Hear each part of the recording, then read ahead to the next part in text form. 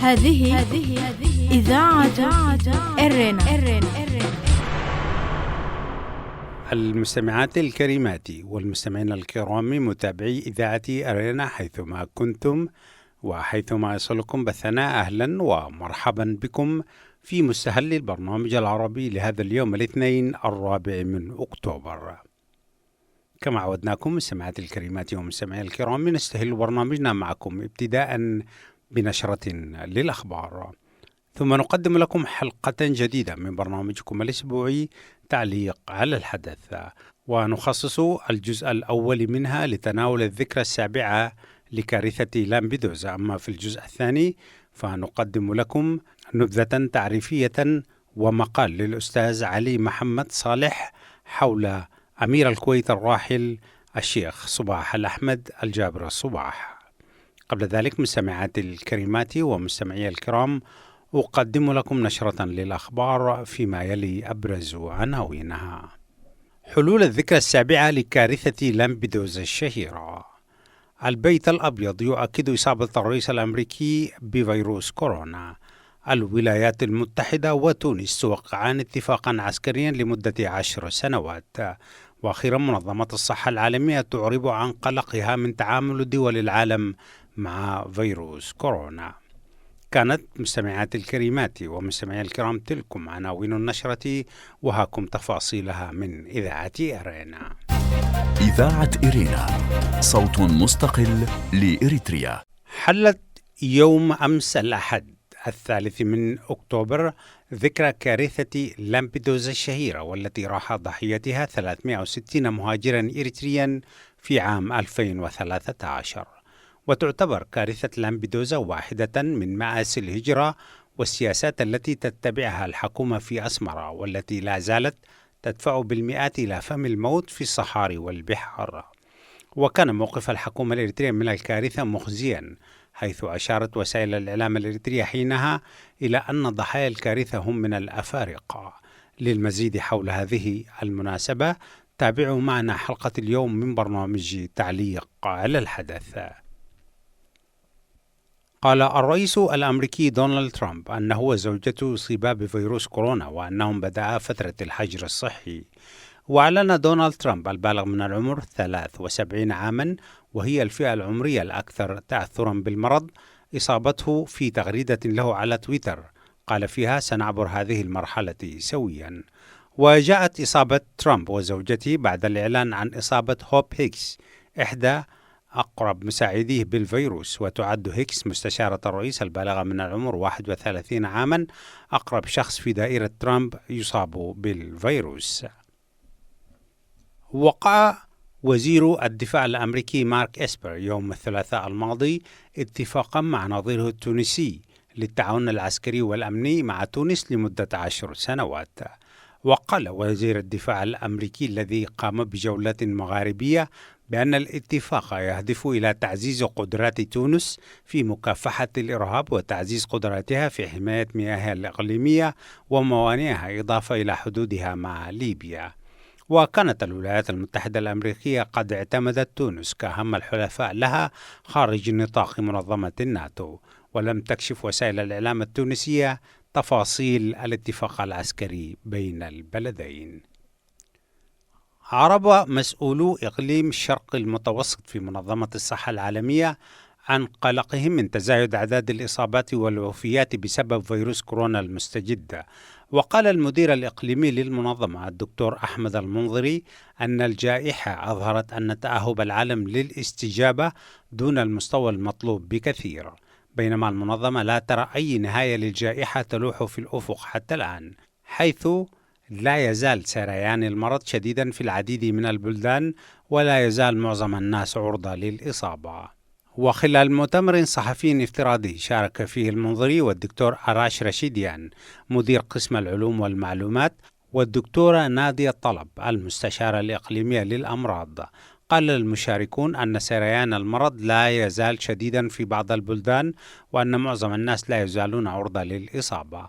واستعرض المنظري خلال المؤتمر بعض الأرقام التي تعكس خطورة الوضع، وقال أن هناك تزايدا في عدد الحالات الجديدة على الصعيد العالمي وفي إقليم شرق المتوسط، مشيرا إلى أن الجائحة تسببت في موت أكثر من 1,000,000 شخص على مستوى العالم، منهم أكثر من 60,000 في إقليم الشرق المتوسط الذي يضم 22 دولة. وأضاف أن 3 بلدان فقط من دول الإقليم أبلغت هذا الأسبوع عن 58% من الحالات الجديدة، وهي إيران والعراق والمغرب. كما أبلغ بلدان 2 فقط عن 66% من حالات الوفاة هذا الأسبوع، وهم إيران والعراق. من ناحية أخرى تتجدد مخاوف من تحول القارة الأفريقية إلى بؤرة للموجة الثانية من الفيروس. إذاعة إرينا، صوت مستقل لإريتريا. استمعتم فيما مضى مستمعاتي الكريمات ومستمعي الكرام إلى نشرة للأخبار قدمتها لكم من إذاعة إرينا، وهذا تذكير بأبرز عناوينها. حلول الذكرى 7 لكارثة لامبيدوزا الشهيرة. تأكيد إصابة الرئيس الأمريكي دونالد ترامب بفيروس كورونا. الولايات المتحدة وتونس توقعان اتفاقا عسكريا لمدة 10 سنوات. وأخيرا منظمة الصحة العالمية تعرب عن قلقها من تعامل دول العالم مع فيروس كورونا. كانت مستمعاتي الكريمات ومستمعي الكرام تلكم نشرة الأخبار، واستمعتم إليها من إذاعة إرينا الدولية من باريس. متابعة طيبة أرجوها لكم مع ما تبقى من فقرات برنامجنا. هذه إذاعة إرينا. المستمعات الكريمات والمستمعين الكرام، أهلا وسهلا بكم في الجزء الأول من حلقة اليوم من برنامج تعليق على الحدث، والذي نخصصه لتناول كارثة لامبيدوزا، والتي راح ضحيتها 360 مهاجرا إريتريا بريئا، من ضمنهم نساء وأطفال، قبالة السواحل الإيطالية ذات صباح بارد. وتتحمل الحكومة الإريترية المسؤولية الكاملة عن هذه الكارثة التاريخية، لأن جميع الضحايا هم من الهاربين من الجحيم الإريتري. هذه إذاعة إرينا. حدثت الكارثة في أولى ساعات الفجر من يوم 3 من أكتوبر من عام 2013. ففي ليل ذلك اليوم كان ما يزيد عن 500 مهاجر على متن سفينة تحركت من المياه الليبية في طريقها إلى إيطاليا. وضمت هذه السفينة نساء وأطفال وشباب، معظمهم من الجنسية الإريترية. وعندما اقتربت السفينة من البر الإيطالي قبالة سواحل جزيرة لامبيدوزا الشهيرة، بدأت في الميلان، حيث شعر الركاب بأنها سوف تغرق تحت وطأة العدد الكبير من المهاجرين على متنها. وبسبب الميلان بدأت السفينة في الغرق، وسادت حالة من الرعب في السفينة إضافة إلى الظلام الحالك. وتسربت زيوت المحرك إلى أرضية السفينة، وأصبحت زلقة بشكل خطر. وعند الساعة 3 من الفجر بدأ جزء كبير من السفينة في الغرق. وفي هذه الأثناء قام بعض الركاب بإشعال النار في بطانية من أجل لفت نظر قوات خفر السواحل الإيطالية أو السفن العابرة، ولكن النار امتدت إلى كافة أرجاء السفينة، مما اضطر العشرات إلى القفز منها، خاصة النساء والأطفال. وبالفعل، ومع البرودة الشديدة في الماء وعدم إجادة غالبية الضحايا للسباحة، بدأ الكثير منهم في الغرق وطلب النجدة. وبعد ذلك، وبعد شروق الشمس بوقت طويل، حضرت قوارب الإنقاذ التابعة لخفر السواحل الإيطالية، وبدأت في إنقاذ الضحايا. وبمساء ذلك اليوم الحزين تأكدت وفاة 360 من الأطفال والنساء والشباب، فيما عرف فيما بعد بكارثة لامبيدوزا الشهيرة. إذاعة إرينا، صوت مستقل لإريتريا. في اليوم الثاني اجتاح الحزن جزيرة لامبيدوزا عندما بدأ رص جثامين الضحايا، خاصة الأكفان التي ضمت الأطفال.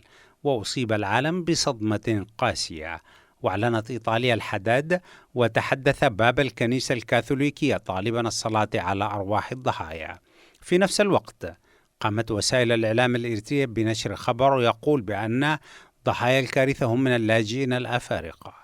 وأثار موقف الحكومة الإريترية وموقف السفارة الإريترية في روما السخط على إريتريا وحكومتها، خاصة أثناء هذه الأزمة التي أكدت فيها الأسر الإريترية فقدان أبنائها وبناتها فيها. بالفعل عندما تم التعرف على الضحايا انتشرت سرادق العزاء في أسمرة والمدن الإريترية، حيث رصد ناشطون العديد من السرادق التي قيمت حزنا على ضحايا الكارثة. وأصيب الشعب الإريتري بصدمة قاسية، خاصة الإريتريين في المهجر. هذه إذاعة إرنا. واليوم نستعيد ذكر هؤلاء الذين فقدوا أرواحهم البريئة وهم يحلمون بالوصول إلى شواطئ دول يمكن أن توفر لهم العيش الكريم بعدما فقدوه في بلادهم الأصلية بسبب الخدمة العسكرية الإجبارية وبسبب السجون والقهر وبسبب الاستعباد والسخرة في بلاد لا مستقبل لها، يحكمها رجال ينكرون على شعبهم أبسط الحقوق التي تؤمن الحياة الكريمة له.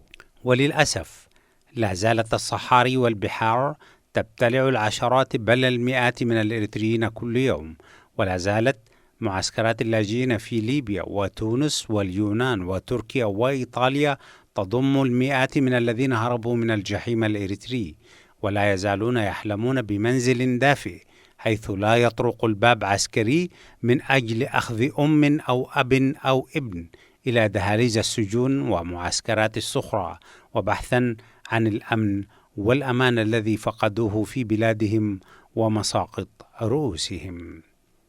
كان هذا مستمعي ومستمعات الكرام الجزء الأول من برنامج تعليق على الحدث، والذي خصصناه لكارثة لامبدوزا الشهيرة في ذكراها 7. هذه إذاعة إرنا. المستمعين الكرام والمستمعات الكريمات، أهلا وسهلا بكم مجددا في الجزء الثاني من برنامجكم الأسبوعي تعليق على الحدث، ونخصصه لتناول الأدوار المشرفة لأمير الكويت الراحل الشيخ صباح الأحمد الجابر الصباح في دعم القضية الإريترية، وذلك بتقديم نبذة تعريفية عنه، ومن ثم نقدم قراءة لمقال الدبلوماسي الإريتري السابق علي محمد صالح في تأبين فقيد الأمة الراحل، فابقوا معنا. إذاعة إرينا، صوت مستقل لإريتريا. أعلنت دولة الكويت وفاة أميرها الشيخ صباح الأحمد الصباح عن عمر يناهز 91 في الأسبوع الماضي. وكان الأمير الراحل قد سافر إلى الولايات المتحدة الأمريكية في رحلة علاجية، وقام قبلها بمنح صلاحيات دستورية لأخيه غير الشقيق وولي العهد الشيخ نواف الأحمد. وكان الشيخ صباح الأحمد قد تغلد عدة مناصب حكومية في الكويت، كان آخرها قبل تولي الحكم عام 2006 هو منصب وزير الخارجية، وهو المنصب الذي احتفظ به لما يزيد على 3 عقود ونصف، حيث أصبح مع وزير الخارجية الأسبق للاتحاد السوفيتي أليكسي كوسيغين من أقدم وزراء الخارجية في العالم. وقام الشيخ صباح الأحمد في أثناء عمله وزيرا لخارجية الكويت بالتحدث عن القضية الإريترية وعدالتها أمام الجمعية العامة للأمم المتحدة، وكان هذا في الوقت الذي عانت فيه القضية الإريترية من تعتيم إعلامي إقليمي ودولي وجعل صوتها غير مسموع على مستوى العالم. ويحفظ الإريتريون هذا الصنيع لهذا الرجل العظيم، والذي أتت مواقفه امتدادا لمواقف بلاده الثابتة والمبدئية من القضية الإريترية بشكل خاص، وهو موقف انطبع بشكل لا يمحى في قلوب الإريتريين الذين عاشوا في الكويت. هذه إذاعة إرنا. قدم الدبلوماسي السابق علي محمد صالح إهداء كتابه إلى الأمير الراحل، وكلف الأمير الراحل مدير مكتبه أحمد فهد الفهد بكتابة رسالة رقيقة باسمه إلى المؤلف الأستاذ علي محمد صالح، ولا يزال المؤلف يحتفظ بهذه الشهادة كشهادة شكر وعرفان. ويتذكر مواطنو العالم العربي الدور الإيجابي للأمير الراحل في محاولاته الصادقة والرامية إلى نزع فتيل الخلاف السعودي القطري، حيث تشير العديد من المصادر الدبلوماسية إلى أن الأمير الراحل منع عملا عسكريا وتصعيدا خطيرا للأزمة بين البلدين. وفيما يلي نقدم لكم قراءة لمقال الأستاذ علي محمد صالح حول فقيد الأمة الراحل الشيخ صباح الأحمد الجابر رحمه الله وأسكنه فسيح جناته. وننوه إلى أن مقال الأستاذ علي محمد صالح نشر في موقعي سماديت وعونا، ونبثه لكم بموافقة كريمة من كاتبه مشكورا. إذاعة إرينا، صوت مستقل لإريتريا. يقول الأستاذ علي محمد صالح في مقاله الذي جاء تحت عنوان فقد جلل: فجع الشعب الكويتي وكل محبي الكويت يوم الثلاثاء الماضي 29 من سبتمبر بوفاة العاهل الكويتي الشيخ صباح الأحمد الجابر الصباح، قائد العمل الإنساني، بعد مسيرة حافلة في العمل السياسي والوطني والدبلوماسي قاربت 7 عقود. فقد كان الأمير الراحل عضوا في أول عمل تنفيذي كون في الكويت سنة 1954، أي قبل الاستغلال، حيث عمل عضوا في اللجنة التنفيذية العليا التي عهد إليها تنظيم مصالح الحكومة والدوائر الرسمية. ثم عين عام 1955 رئيسا لدائرة الشؤون الاجتماعية والعمل. وبعد الاستغلال سنة 1961، السنة التي فجر فيها القائد حامد ديس عواتي الكفاح المسلح في موطن إريتريا، تقلد الشيخ صباح الأحمد منصب وزير الإعلام ثم وزارة الخارجية التي أدارها بحنكة ودبلوماسية لمدة 4 عقود متعاقبة، ويعتبر أحد الذين تقلدوا هذا المنصب لأطول فترة في العالم، إضافة للأمير الراحل ووزير الخارجية السعودي سعود الفيصل. وكان أول من رفع علم الكويت فوق مبنى الأمم المتحدة لدى الموافقة على الانضمام لها سنة 1963. وفي فترة ريادته للدبلوماسية الكويتية كان له القدح المعلى في المنطقة في التوسط ورأب الصدوع بين الأشقاء والجيران. هذه إذاعة إرينا. ويواصل الأستاذ علي محمد صالح القول: وأذكر هنا بعض النماذج لدوره الفاعل في إطفاء الشرارات وحل النزاعات، إذا ساهم في إبرام اتفاق السلام بين شطري اليمن لوقف الحرب الأهلية بينهما في سنة 1972، كما أنه تولى وساطة ناجحة بين سلطنة عمان وجمهورية اليمن لتخفيف حدة التوتر بينهما في سنة 1980.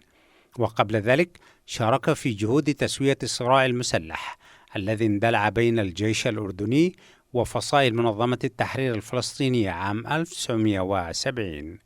وكان له دور في حل النزاع بين الباكستان وإقليم البنغال في عام 1971.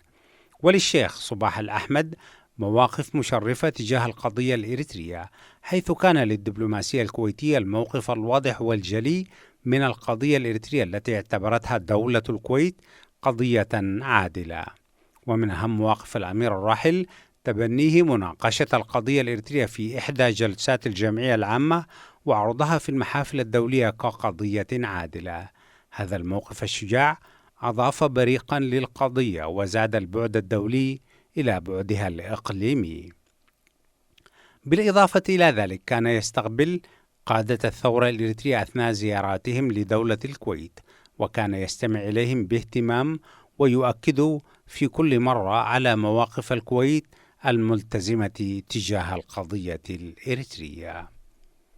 رحم الله فقيد الأمة الشيخ صباح الأحمد الجابر الصباح، وتقمده بواسع رحمته، وألهم الأمة ودولة الكويت الصبر وحسن العزاء. هذه إذاعة إرينا.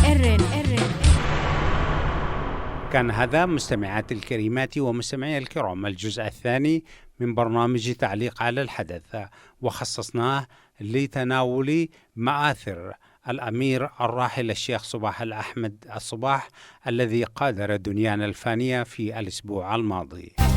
إذاعة إرينا، صوت مستقل لإريتريا. وقبل ختام فقرات برنامجنا مستمعاتي الكريمات ومستمعي الكرام، أقدم لكم موجزا لأهم ما ورد في صدر نشرتنا الإخبارية لهذا اليوم. حلول الذكرى السابعة لكارثة لامبدوزا الشهيرة. حلت يوم أمس الأحد 3 أكتوبر ذكرى كارثة لامبدوزا الشهيرة، والتي راح ضحيتها 360 مهاجرا إريتريا في عام 2013، وتعتبر كارثة لامبدوزا واحدة من مآسي الهجرة والسياسات التي تتبعها الحكومة الإريترية، والتي لا زالت تدفع بالمئات إلى فم الموت في الصحاري والبحار. تأكد إصابة الرئيس الأمريكي بفيروس كورونا. قال الرئيس الأمريكي دونالد ترامب أنه وزوجته يصيبا بفيروس كورونا، وأنهم بدأ فترة الحجر الصحي. وأعلن دونالد ترامب البالغ من العمر 73 عاما، وهي الفئة العمرية الأكثر تأثرا بالمرض، إصابته في تغريدة له على تويتر قال فيها: سنعبر هذه المرحلة سويا. الولايات المتحدة الأمريكية وتونس توقعان اتفاقا عسكريا لمدة 10 سنوات. وقع وزير الدفاع الأمريكي مارك إسبر يوم الثلاثاء الماضي اتفاقا مع نظيره التونسي للتعاون العسكري والأمني لمدة 10 سنوات.